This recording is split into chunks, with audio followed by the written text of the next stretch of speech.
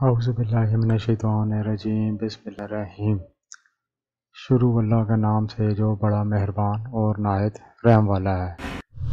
नाज़रीन, किस्सा सुनाने से पहले आपसे गुजारिश है, जिन्होंने मेरा चैनल सब्सक्राइब नहीं किया वो इसको सब्सक्राइब कर लें और बेल आइकन पर क्लिक करके ऑल नोटिफिकेशन पर क्लिक कर दें ताकि मेरी हर नई आने वाली वीडियो का नोटिफिकेशन आपको बर वक्त मिल सके।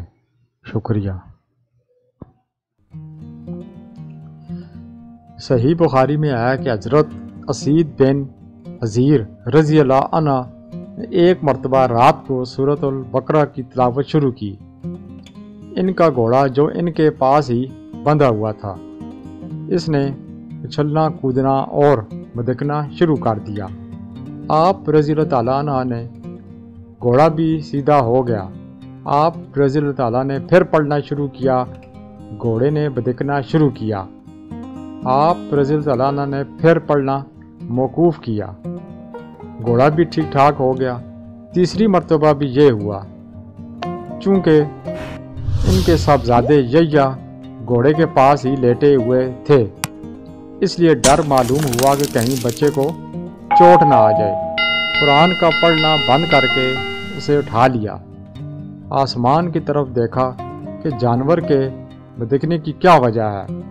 सुबह हुज़ूर सल्लल्लाहु अलैहि वसल्लम की खिदमत में आकर वाक़या बयान करने लगे। वाली वसल्लम सुनते जाते और फरमाते जाते, असीद पढ़ते चले जाओ। हज़रत असीद रज़ी अल्लाह अन्हु ने कहा, हुज़ूर सल्लल्लाहु अलैहि वसल्लम, तीसरी मरतबा के बाद तो यह्या की वजह से मैंने पढ़ना बिल्कुल बंद कर दिया। अब जो निगाह उठी तो क्या देखता हूँ कि एक नूरानी चीज़ सायादार अब्र बादल की तरह ही है और इसमें चिरागों की तरह की रोशनी है। बस मेरे देखते ही देखते वो ऊपर को उठ गई। आप सल्लल्लाहु अलैहि वसल्लम ने फरमाया, जानते हो ये क्या चीज़ थी? ये फरिश्ते थे जो तुम्हारी आवाज़ को सुनकर करीब आ गए थे। अगर मौकूफ़ ना करते तो सुबह तक यूं ही रहते और हर शख्स इन्हें देख लेता, किसी से ना छुपते।